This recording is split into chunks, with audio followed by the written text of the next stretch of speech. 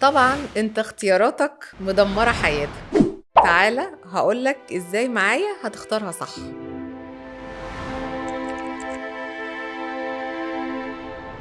كام مرّة اخترت اختيار غلط؟ كام مرّة قُلت أنا اختياراتي مدمّرة حياتي؟ أكيد كتير أوي، أكيد بقى لك عُمر بتعمل ده وبتكبر وبرضه اختياراتك مدمّرة حياتك. طب وبعدين؟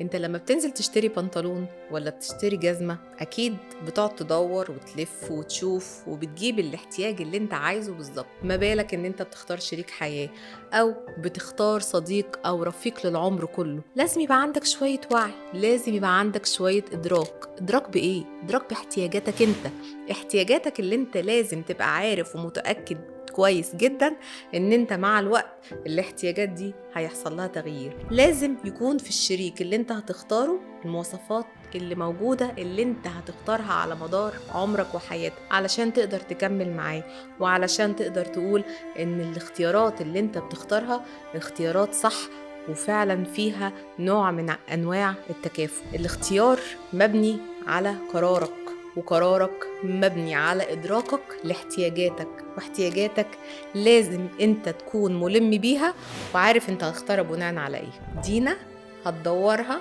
في دماغك. باحبكم.